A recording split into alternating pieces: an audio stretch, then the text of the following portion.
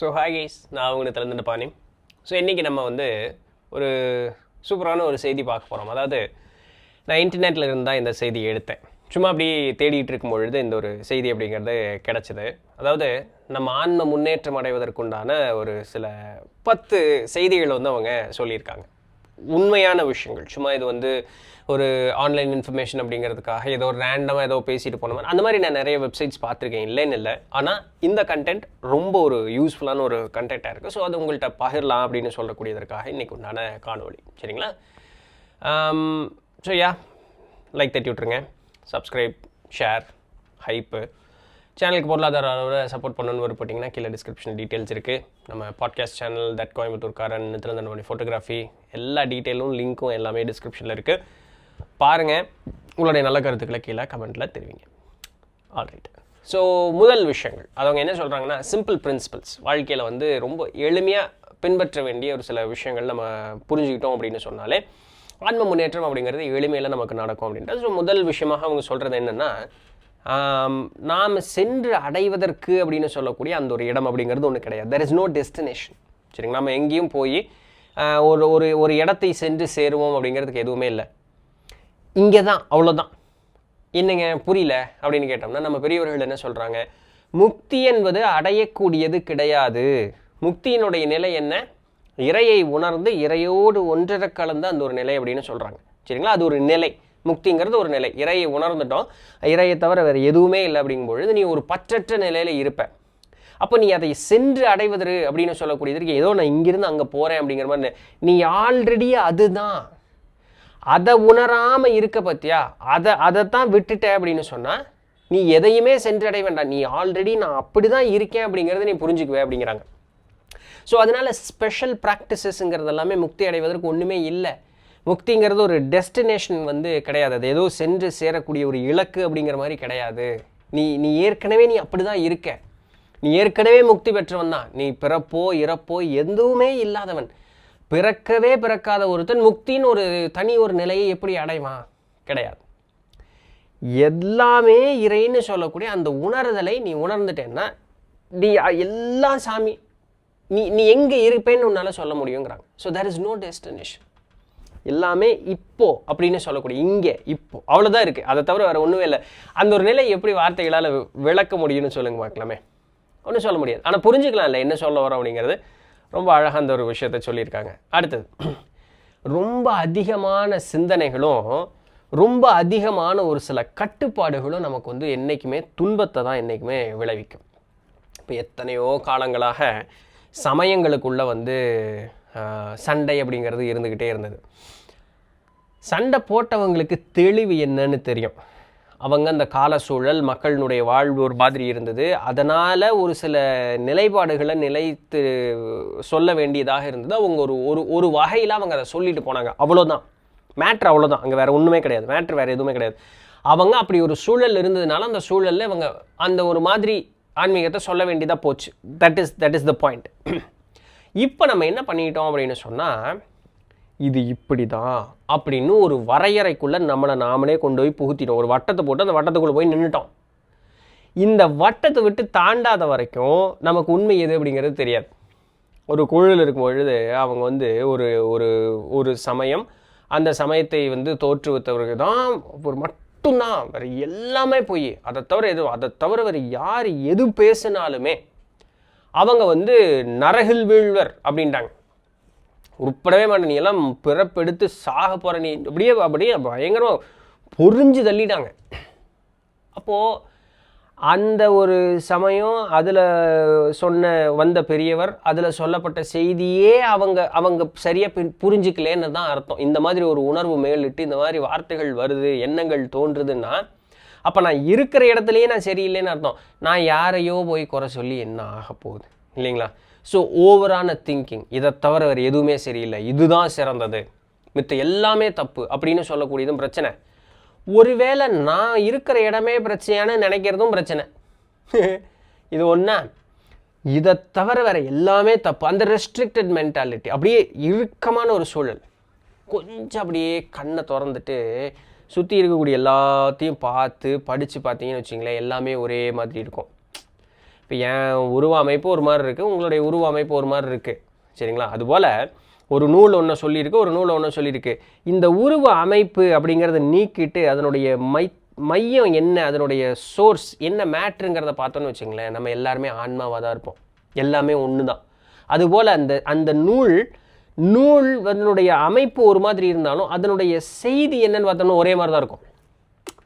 அப்போது தெளிந்தவர்கள் செய்தியை தான் பார்ப்பாங்க, அந்த செய்தியை சுற்றி இருக்கக்கூடிய உருவத்தை பார்க்க மாட்டாங்க. அந்த உருவம் என்னது, அந்த செய்திக்கு உள்ள பயணிப்பதற்குண்டான பாதை, அவ்வளோதான்.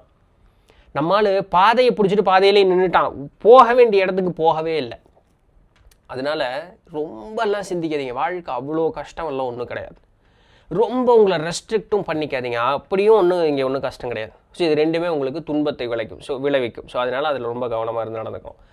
அடுத்தது, நமக்கு ஏற்படக்கூடிய எண்ணங்கள், நமக்கு ஏற்படக்கூடிய உணர்வுகள் அப்படின்னு சொல்லக்கூடியது எல்லாமே நம்மளுடைய எண்ணங்கள் தானே தவிர, அது அவரவருக்கு பொருந்தியது தானே தவிர அது உண்மை அப்படிங்கிறது கிடையாது. ரொம்ப அழகான ஒரு இது என்னங்க அப்படின்னா, நம்ம நிறைய பேர் சொல்லுவாங்க, நான் அதை பார்த்தேங்க, இதை பார்த்தேங்க, அந்த நிறங்கள் எல்லாம் பார்த்தேங்க, இந்த மாதிரி பல அண்டங்கள் எல்லாம் பார்த்தேங்க, அப்படி இப்படின்னு என்னென்னமோ பயங்கரமாக சொல்லுவாங்க. இதெல்லாம் இல்லைன்னு நான் சொல்ல வரல, இதெல்லாம் நம்மளை சுற்றி இல்லைன்னு நான் சொல்ல வரல. ஆனால் இது அவரவருடைய தனி அனுபவம், இதை ஜென்ரலைஸ் பண்ண முடியாது. இது அவரவருடைய தனி அனுபவம். எனக்கு இது நடந்தது, சூப்பருங்க, அது நடந்ததுங்க, நீ சூப்பராக பேசிகிட்டே இருக்க வேண்டியதுதான்ப்பா, நடந்ததுன்னு சொல்லி. ஏன்னா உண்மை அப்படின்னு சொல்லக்கூடியது என்ன, உண்மைங்கிறது என்ன, எல்லாமே ஒன்று தாங்கிறது தான் உண்மை. எல்லாமே ஒன்றா இருக்கும் பொழுது எங்கே போய் தனியாக நீ ஒரு நிறம்னு சொல்கிற, தனியாக நீ ஒரு இடம்னு சொல்கிற, ஒரு கிரகம்னு சொல்கிற, அண்டம்னு சொல்கிற, தனித்தனியாக சொல்கிறதுக்கு ஒன்றும் இல்லையே. தனித்தனியாக பார்த்துக்கிட்டு இருக்கேன்னா தனித்தனியாக பார்ப்பதற்கு ஏற்பது போல் உன்னுடைய தனிப்பட்ட உணர்வுகள் விரிந்து கொண்டே போகுதா, நீ அதை பார்த்துக்கிட்டு இருக்க. That is your own personal experience, அவ்வளோதான். உனக்கு ஏற்படக்கூடிய எண்ணங்கள் உணர்வுகள் எல்லாம் அது உன்னுடைய பர்சனல், அது இன்னொருத்தருக்கு நடக்காமையே கூட போகலாம், சரிங்களா? ஆனால் அது உண்மை கிடையாது. உண்மை என்றும் மாறாத ஒரே தன்மையாக இருக்கக்கூடியது தான் உண்மை. அதை தான் நம்ம இறைன்னு சொல்கிறோம். அங்கே போனோம்னா இந்த மாதிரி பேச்சு எல்லாமே இருக்காது. அப்போ அந்த உன்னதமான அந்த நிலையை உணர்வது வரைக்கும் ஏற்படக்கூடிய அனைத்துமே அவரவருடைய அனுபவம். எனக்கு இது நடந்தது, உனக்கு இது நடக்கலைன்னு அவனை ஏளனமும் பேச முடியாது. எனக்கு இது நடந்துருச்சுன்னு நான் என் தலையில் கிரேடத்தை வச்சுட்டு சுற்றவும் முடியாது, சரிங்களா? ஸோ அதெல்லாம் தனிப்பட்ட அனுபவங்கள், அவ்வளோதான். மற்றபடி வேறு எதுவுமே கிடையாது. அண்டு நீங்கள் எண்ணங்களுக்கு மத்தியில் தான் இருக்கிறீங்க அப்படிங்கிறத தவிர நீங்கள் ஒரு சிந்தனையாளர் இல்லைன்னு இதை நம்ம கொஞ்சம் கவனமாக புரிஞ்சுக்கணும். நமக்கு எண்ணங்கள் தோன்றிக்கிட்டே இருக்குது, அவ்வளோதான். நாம் சிந்திப்பவர் கிடையாது. ஒரு ஞானி மட்டும்தான் சிந்திப்பவர், நாம் சிந்திக்கிறதே கிடையாது. சிந்திச்சு ஆரம்பித்தோம் அப்படின்னு சொன்னால் எண்ணங்கள் தோன்றவே தோன்றது. எவ்வளோ அழகான ஒரு விஷயம் பார்த்தீங்க. எண்ணங்கள் தோன்றதுனால தான் நம்ம சிந்திக்கவே ஆரம்பிக்கிறோம். சிந்திக்க ஆரம்பிச்சிட்டோம்னா எண்ணங்கள் தோன்றவே தோன்றாது. இப்படி கோபம் வருது, ஏன் கோபம் வருது, இந்த கோபம் வருறதுனால என்ன காரணம், இது நடந்ததா, இது நடந்ததுக்கு நான் இப்படி ரியாக்ட் பண்ணுறேன், இந்த கோபத்தினால தான் இப்படி ரியாக்ட் பண்ணுறேன், இந்த கோபம் வந்ததுனால என்னாச்சு, இது போல் இருக்கக்கூடிய நிகழ்வுகள்லாம் ஆச்சு, இதனால் நன்மை வந்ததா, இதனால் தீமை வந்ததா, நன்மை வந்தது, இந்த நன்மை எவ்வளவு நாள் நீடிக்கும், இந்த கோபத்தினால் இந்த நன்மைனா, இந்த கோபம் இல்லைன்னா இந்த நன்மை நீடிக்கும். இப்படி கேள்விகளை கேட்டுட்டு விரிவடைச்சிட்டே போயிட்டே இருக்கலாம். ஒரு கட்டத்தில் போகும்பொழுது அட என்னடா இது திருப்பியும் பழைய மாதிரியே போகுமா, போகத்தான் செய்யும், எதுவுமே நிலச்சல நிற்காது. அப்போ நான் இப்போ பட்ட உணர்வுக்கு ஒரு அர்த்தமே இல்லையே, இல்லை இந்த இது துன்பம், இன்பமும் இருக்குமா, இன்பமும் நிலைச்சு நிற்குமான்னு கேட்டால் இதே மாதிரி ஒரு காரியத்தை திருப்பும் இவங்களோ இல்லை இன்னொருத்தங்களோ செய்யாமல் இருப்பாங்கங்கிறதுக்கு என்ன வருது, அப்போ இந்த இன்பமும் நிலைக்காது. அப்போது நான் எனக்கு கிடைக்கக்கூடிய இன்பமோ துன்பமோ இருக்கக்கூடிய அந்த ஒரு நிலை அப்படின்னு சொல்லக்கூடியது வெறும் இப்படி பண்ணால் இது நடக்கும்னு நான் யோசிக்கிறதுனால அது கிடைக்கக்கூடிய ரிசல்ட் மேலே நான் ஃபோக்கஸ் பண்ணிருக்கேன். நானாக யோசிச்சு ஒரு காரியத்தை பண்ணிக்கிட்டே இருக்கேன், இதனால் என்ன பயன்கிறத நான் யோசிக்கிறதே இல்லை. பயனை சிந்திக்க ஆரம்பித்தோம்னா எல்லாமே பயனற்றதுங்கிறதுக்குள்ளே போய் நின்றோம். அப்போது ஒரு செயல் ஓடவே ஓடாது. நீங்கள் என்ன ஒரு கம்பெனியில் வேலை செஞ்சுக்கிட்டு இருக்கேன், 4 பேர்த்த இப்படி பயனற்றதுன்னு சொல்லி திட்டாமையோ இல்லை எதுவும் பண்ணாமல் இருக்க முடியுமா அப்படின்னு கேட்டால் உங்களை அப்படி இருக்க சொல்லலை யாருமே. நீங்கள் திட்டுங்க, ஒரு பாராட்டுங்க, என்ன வேணாலும் பண்ணுங்கள், ஆனால் அதை நான் செய்கிறேன்னு சொல்லிட்டு சுத்த வேண்டாங்கிறது அந்த இடத்துல. பட் இந்த பாயிண்ட் அவ்வளோ தூரம் வரலை. இந்த பாயிண்ட் அந்த முன்ன சொன்னதோடு நின்றுச்சு. சிந்திக்க ஆரம்பிச்சிங்கன்னா இந்த காரியத்தை ஏன் செய்கிறேன், இதுக்கு என்ன பலன்னு சிந்திக்க ஆரம்பிச்சிங்கன்னா பலன் எங்கே போய் நிற்கினா பலனே இல்லைன்னு போய் நின்றோம். அப்போ எண்ணங்கள் தோன்ற ஒரு எண்ணமும் தோன்றும் பொழுது இந்த எண்ணம் எதனால் தோன்றியது, எதனால் பயன் அப்படிங்கிறது யோசிக்க ஆரம்பித்தோம்னா இந்த எண்ணங்களே ஒரு கட்டத்தில் தோன்றாமல் போயிடும். ரமண மகரிஷி இதைத்தானங்க சொன்னார். இதுக்கு பேர் தானங்க ஆத்ம விசாரணை, வேறு ஒன்றுமே இல்லையே. ஸோ நாம் வெறும் எண்ணங்களின் ஒரு கூட்டமைப்பாக தான் நாம் இருக்கிறோமே தவிர நாம் சிந்திப்பவனாக இருப்பதே இல்லை. சிந்திப்பவனாக மாறிவிட்டோம்னா எண்ணம் எழவே எழாதுங்கிறது நிதர்சனம், அது உண்மை. சரிங்களா? இது ரொம்ப அழகான ஒரு பாயிண்ட்டு. அடுத்தது, வாழ்க்கையில் நிறைய வலிவேதனைகள் துன்பங்கள் அப்படிங்கிறதெல்லாம் இருக்குது அப்படின்னு சொன்னால், ஆமாம் மூச்சு விடுற கஷ்டமாக இருக்குங்கிறதுக்காக மூச்சு விட்றாம விட்டுருவோமா? கஷ்டப்பட்டாது மூச்சு விட்றோமில்ல, அந்த இதெல்லாம் வச்சு மாஸ்கெல்லாம் வச்சு மூச்சு விட்றதுக்கு பார்க்குறோமில்ல. அதுபோல தான் துன்பமும் இன்பமும் அது இருக்கத்தான் செய்யும். சரிங்களா? இன்பம் வரும்பொழுது மகிழ்ச்சி அடையக்கூடியவன் துன்பம் வரும்பொழுது மகிழ்ச்சி அடைய தான் செய்யணும். இன்பம் மகிழ்ச்சியாக இருக்குங்கிறது அதனுடைய தன்மை, துன்பமாக இருக்குது இதனுடைய தன்மைன்னு வாய் பேசிகிட்டே இருந்தோம்னா வாய்ஸுக்கும் அந்த முன்னேற்றம் ஏற்படவே ஏற்படாது. அப்போ துன்பங்கள் அப்படின்னு சொல்லக்கூடியது, வலி வேதனைகள்னு சொல்லக்கூடியது நாம் கடந்து வரக்கூடிய பாதையில் நாம் பெறக்கூடிய அனுபவங்கள். இதை நம்ம ஒரு வகையில் நம்மளை முன்னேற்றி போகும். இந்த துன்பமோ இல்லை கடினமான சூழலோ நம்மக்கிட்ட இல்லைன்னா நம்மக்கிட்ட முன்னேற்றமே ஏற்படாதுங்கிறது அந்த பாதையை கடந்து ஒரு மனம் ஒரு நிலையில் அமைதி பெற்றதுக்கப்புறம் புரியும். அப்போ திரும்பி பார்த்தோம்னு வச்சுங்களேன், இந்த துன்பங்கள்னால தான் நான் இன்றைக்கி நல்லா இருக்கேன், இந்த வலிவேதனைகள்னால தான் நல்லா இருக்கேன், இதனுடைய புரிதல்னால தான் இன்றைக்கி நல்லா இருக்கேன், அவன் அதுக்கு மரியாதை செலுத்த ஆரம்பிச்சிருவான். த மொமெண்ட் நீங்கள் அப்படி திரும்பி பார்த்து இது எல்லாத்துக்கும் மரியாதை செலுத்த ஆரம்பிச்சிங்கன்னா அந்த இடத்துல இருந்த பின் ஏற்படக்கூடிய எந்த ஒரு துன்பமோ வலிவேதனைகளுக்கோ நீங்கள் சடைஞ்சிக்க மாட்டீங்க, சலிச்சு போக மாட்டீங்க. அதற்கு நன்றி மட்டும்தான் சொல்லிக்கிட்டே நீங்கள் கடந்து போய்கிட்டே இருப்பீங்க. அவங்களுடைய growth செம்ம ஃபாஸ்ட்டாக நடக்க ஆரம்பிக்கும். ஸோ துன்பமும் வலிவேதனைகளும் நம்மை வளர்த்துவதற்காகவே தவிர நம்மை வீழ்த்தி நம்மளை ஒன்றுமில்லாமல் ஆக்கிறது கிடையாது அப்படிங்கிறத புரிஞ்சுட்டு அதற்கு ஒரு நன்றி சொல்லிட்டு போகிற பாதையில் பயணம் பண்ணிட்டு போயிட்டே இருக்கணும். இதுதான் ரொம்ப முக்கியமான ஒரு விஷயம். சரிங்களா? எதையாவது ஒன்று ஒப்புக்கொள்ளுவது அப்படின்னு சொல்லக்கூடியது. ஒரு ஒரு ஒரு ஒரு பிடிக்காத ஒரு காரியம் நடந்துருச்சு, ஆமாம் நடந்துருச்சு, ஒரு யாரோ ஒருத்தர் ஏதோ ஒன்று செஞ்சுட்டாங்க, தெரியாமல் செஞ்சுட்டேன், நீ மன்னிச்சிருங்க, இந்த மாதிரி ஆகிப்போச்சுன்னு. சரி பரவாயில்ல, செஞ்சுட்டே இல்லை, நீ ஒன்றும் பண்ண முடியாது, இதனால் ஒரு வேதனைகள் எனக்கு வருதா, ஆமாம் சரி பரவாயில்ல விட்டுரு. அந்த அக்செப்டன்ஸ்னு ஒன்று இருக்குது தெரியுமா? அது ஆமாம் நடந்துருச்சு, இப்போ ஒன்றும் பண்ண முடியாது. இப்போ நான் அவனை ஏதாவது சொல்லி அதை பண்ணி இதை பண்ணி நான் ஒரு பெரிய சீன் கிரியேட் என்ன ஆக போகுது? ஒன்றும் ஆக போகிறதில்ல. இந்த ஒப்புக்கொள்ளக்கூடிய மனோநிலைங்கிறது என்னமோ புதுசாக ஏதோ ஒன்று அப்படிலாம் கிடையாது. நீ தான் அது. இந்த ஒப்புக்கொள்ளக்கூடிய மனோநிலை வரும்பொழுது அவன் சாந்தமாக இருப்பான்.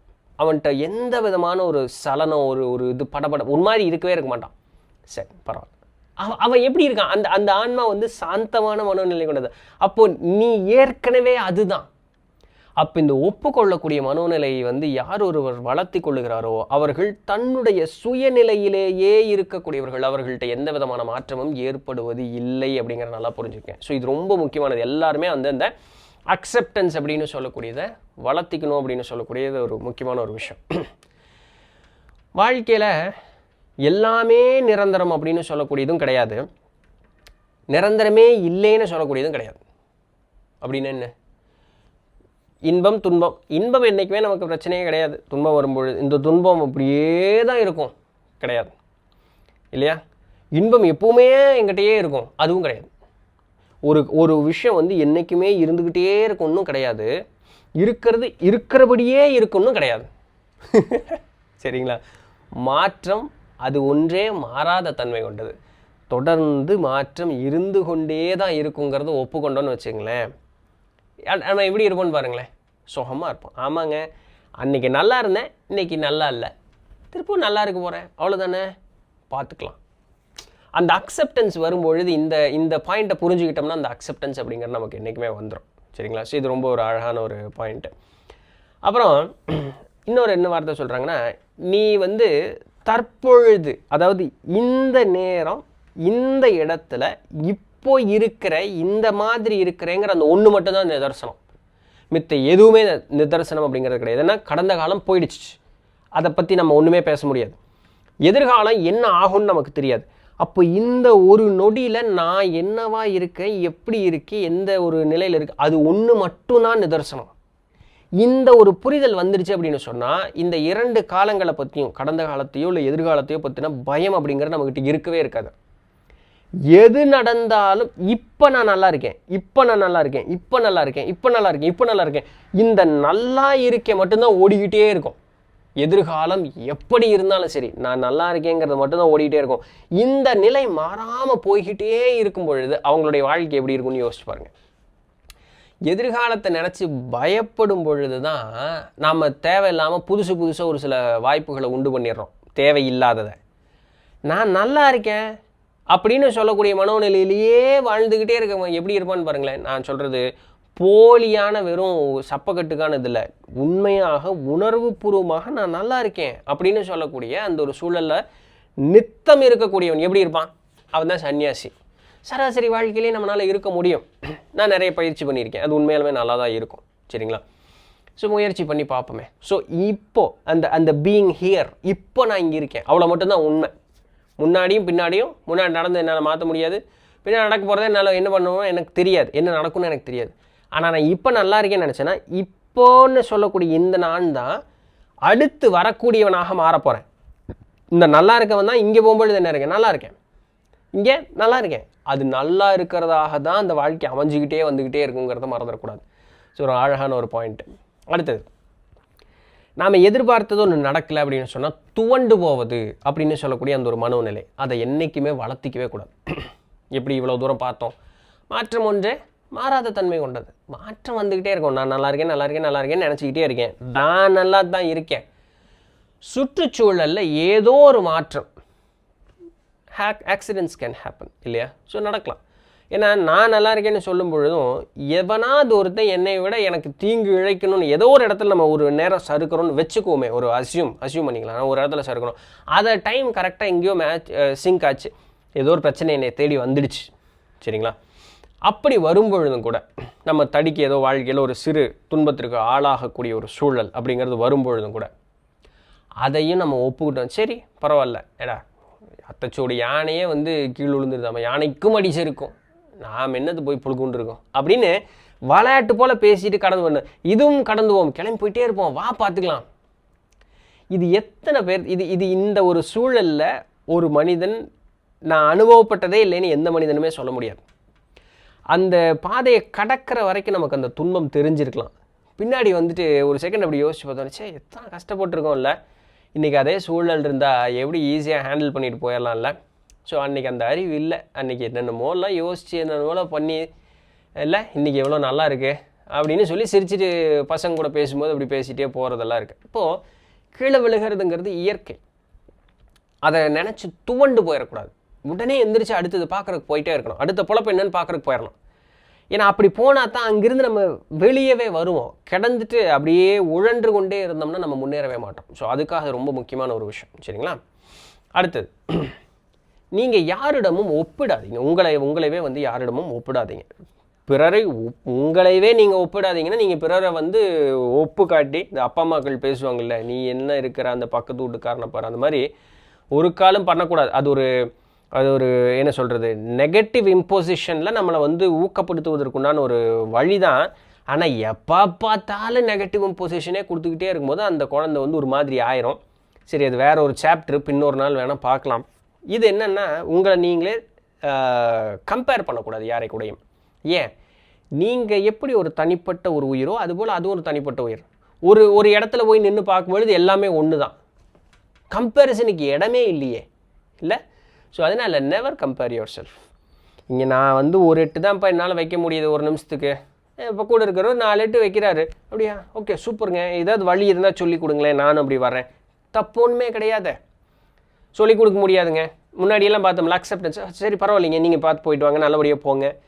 நாம் எப்படி இருந்தாலும் அங்கே போதான் போகிறோம். என்ன, அவர் ஒரு 3 8 அதிகமாக வச்சார், கொஞ்சம் வேகமாக போயிருப்பாராக இருக்கும், நாம் கொஞ்சம் பொறுத்து போவோம், அவ்வளோதானே, போகத்தானே போகிறோம், போய்க்கலாம். யார், திருநாவுக்கரசர்னால மலையேற முடியல, ஆனால் முயற்சி செஞ்சுக்கிட்டே இருந்தார். ஒரு கட்டத்துக்கு மேலே சாமி இறங்கி வரல. நமக்கு அப்படி நடக்கும்னு நீங்கள் முதல்ல நம்பணுங்க. அவருக்கு நடந்தது எனக்கெல்லாம் எப்படி, அப்படி பேசவே கூடாது. சாமி யாரையுமே ஏற்ற இறக்கத்தில் வச்சு பார்க்கறது இல்லைங்கிறது தான் ஆன்மீகத்தினுடைய அடிப்படையே. அதனால உங்களை தாழ்த்திக்கவே கூடாது என்றைக்குமே. சரிங்களா?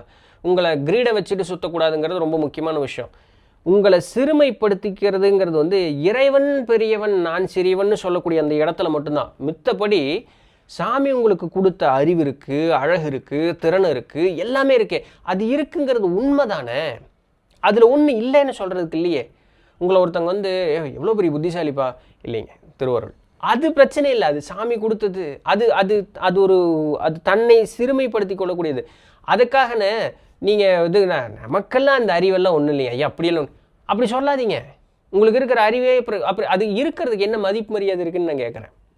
சரிங்களா? ஒரு ஒரு ஒரு அடக்கமாக இருக்கலாம் திருவருளுங்க, இல்லை சாமி கொடுத்து சொல்லலாம். இல்லை அவங்க மறுபடியும் ஒரு தடவை 2 தடவை சொல்லும்போது பரவாயில்லைங்க, ரொம்ப சந்தோஷங்க. அக்செப்ட் ஃபஸ்ட்டு, உங்களை அக்செப்ட் பண்ணிக்கங்க. சரிங்களா? அவங்கள விட நம்ம அப்படியெல்லாம் ஒன்றும் இல்லை. ஒரு காலம் சொல்லவே சொல்லாதீங்க. உங்களுக்கு வரக்கூடிய காம்ப்ளிமெண்ட்ஸை நீங்கள் மனசார ஏற்றுக்குங்க. அதை அப்படியே கொண்டு போய் நீங்கள் தனிப்பட்டு இருக்கும்போது சாமிகிட்ட ஒப்படைச்சிடுங்க. சாமி, இந்த மாதிரி எத்தனையோ பாராட்டு கிடச்சிது, இது எல்லாத்துக்கும் இது தனியாக கூட டீல் பண்ணிக்கலாம். சரிங்களா? எல்லா பாராட்டையும் வாங்கி வச்சுக்கங்க. நேராக கொண்டு போய் இந்த டிப்போலேருந்து எல்லாத்தையும் எடுத்து, சாமி இந்த மாதிரி அத்தனை பாராட்டு கிடச்சியா, அத்தனைக்கு நீ தான் காரணம், இந்தா இதெல்லாம் உன்னோடது தான், நான் ஒன்றும் இல்லை, நீ உன்னை பாத்திரம் தான், நீ தான் எல்லாத்தையும் செஞ்ச சாமி. அங்கே போய் சரண்டர் அடைச்சிருங்க. இது உங்களை நீங்கள் தாழ்த்திக்கிறங்கிற பேரில் உங்களை கம்பேர் பண்ணிகிட்டே இருக்கக்கூடாது. சரிங்களா? அவங்க அப்படி பண்ணாங்க, இவங்க இப்படி பண்ணாங்க, இல்லை அவங்கள விட நம்மெல்லாம் ஒன்று, அப்படி பண்ணவே கூடாது. இறைவன் வந்து உங்களுக்கு அப்படி ஒரு ஒரு ஒரு நிலையை கொடுப்பதே கிடையாதுங்கிறத முதல்ல நல்லா புரிஞ்சுக்கணும். சாமி கண்ணுக்கு எல்லாமே ஒன்றா தான் தெரியுங்கிறத முதல்ல நல்லா புரிஞ்சுக்கணும். So never compare your self with any one. சரிங்களா? ஸோ இந்த 10 பாயிண்ட்டு தான் வந்து இன்றைக்கி நம்ம பார்த்தது. ரொம்ப அழகான ஒரு பாயிண்ட்டு. இதெல்லாம் நம்ம சின்ன சின்ன விஷயங்கள் அப்படியே புரிஞ்சுக்கிட்டே வரும்பொழுது நம்மளுடைய வாழ்க்கை ரொம்ப இனிமையானதாகவும் அழகாகவும் தெரியும் நமக்கு. சரிங்களா? ஸோ பிடிச்சிருந்திருக்கும், இன்ஃபர்மேட்டிவாக இருந்திருக்கும் அப்படின்னு நம்புகிறேன். வேறு ஒரு சுவாரஸ்யமான காணொலியில் பின் ஒரு நாள் சந்திப்போம். அது வரையும் தொடர்ந்து நிறுத்துங்கள். நான் உங்கள் இடத்துல இருந்து பண்ணி நன்றி, வணக்கம்.